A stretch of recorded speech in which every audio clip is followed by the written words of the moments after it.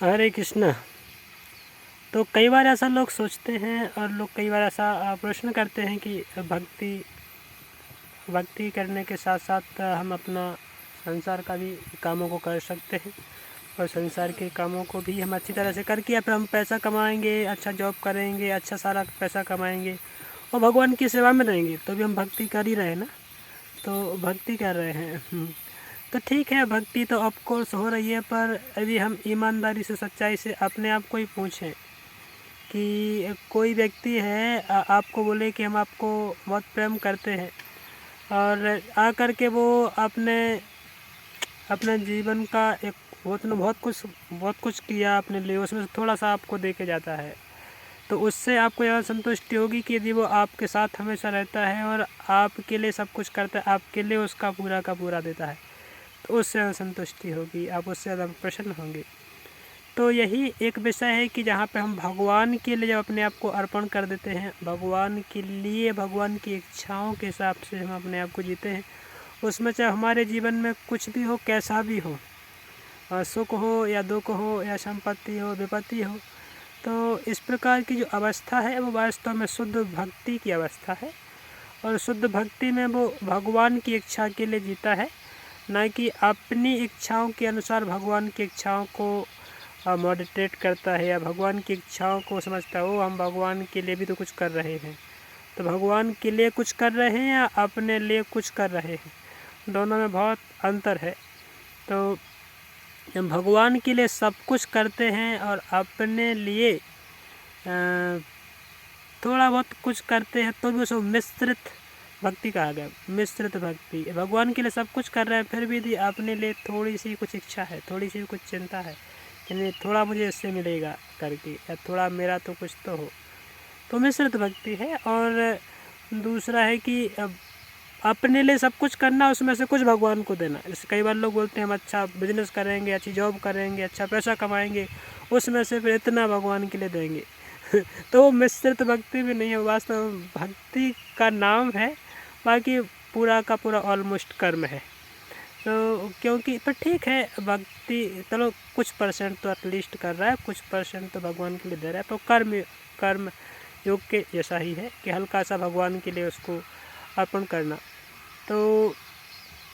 वो एक सामान्य भक्ति कह सकते हैं, या भक्ति के वो बहुत उच्च स्तर पे नहीं है। पर दूसरा है कि जो भक्ति में अपना पूरा का पूरा देता है, वो कभी कभी ऐसे भक्त के हृदय में थोड़ी बहुत कुछ अपनी आवश्यकता और अपने शरीर की यापन करने के लिए कुछ उसकी आवश्यकता है, उसके लिए उसकी थोड़ी ही इच्छा हो सकती है या कामना, तो वो चलेगा, पर वो भी शुद्ध भक्ति नहीं है एक्चुअली। शुद्ध भक्ति का एकमात्र ही लक्षण है कि अपने सारी की सारी चिंताओं को या अपनी जो जीवन, अपनी शारीरिक, पारिवारिक, मानसिक हर प्रकार की चिंताओं को छोड़कर के केवल और केवल भगवान को अपना मान लेना और भगवान के लिए चिंता करना और भगवान के नाम रूप गुण, भगवान की कथाओं में पूर्ण रूप से मग्न रहना, अपने आप को कथाओं में मग्न रखना, और दूसरे जिनको हम अपना कहते हैं उनको हमेशा कृष्ण कथा में मग्न रखने का प्रयास रखना, और भगवान के प्रति हमेशा यही चिंता रहना कि भगवान मैं कैसी भी परिस्थिति में आपके चरण कमलों की जो पूर्ण शरणागति है, जो पूर्ण शरण है, उसको कभी ना भूलूं, उसको कभी ना छोड़ूं। तो इस प्रकार का जो चिंता है, इस प्रकार का जो हृदय में इच्छा है, वो वास्तव में शुद्ध भक्ति की तरफ व्यक्ति को या भक्त को लेके जा सकती है। तो हृदय में यही गंभीरता से प्रार्थना करना, भगवान किसी प्रकार की परिस्थिति मैं रखूं पर मुझे शुद्ध भक्ति चाहिए, क्योंकि शुद्ध भक्ति हमारा वास्तविक ट्रेजरी है, वास्तविक हमारा जीवन का उद्देश्य है। बाकी मिश्रित भक्ति या थोड़ी बहुत भक्ति कर लेना, भक्ति करके वो से कर रहे हैं अच्छा है, पर जो जीवन में परम आनंद नहीं मिलेगा। मतलब जो एक बोलते आनंद, परमानंद की प्राप्ति वो हृदय में नहीं हो पाएगी, क्योंकि वो उसके अंदर नहीं है। तो परमानंद की प्राप्ति हम एक क्षण के अंदर भी प्राप्त कर सकते हैं, यदि हमारा इंटेंशन प्योर, कम्प्लीटली प्योर हो जाए। तो ऐसे हम भगवान को जो जहाँ पे लाखों रुपए दे कर के हम भगवान को उतना हद तक प्रसन्न या उनकी चितवन को अपनी तरफ अट्रैक्ट नहीं कर सकते जितना कि हम भगवान के प्रति पूर्ण रूप से अपना तन मन और वाणी को भगवान के लिए अर्पण करके, भगवान की सेवा में लग करके, भगवान के लिए कार्य करके,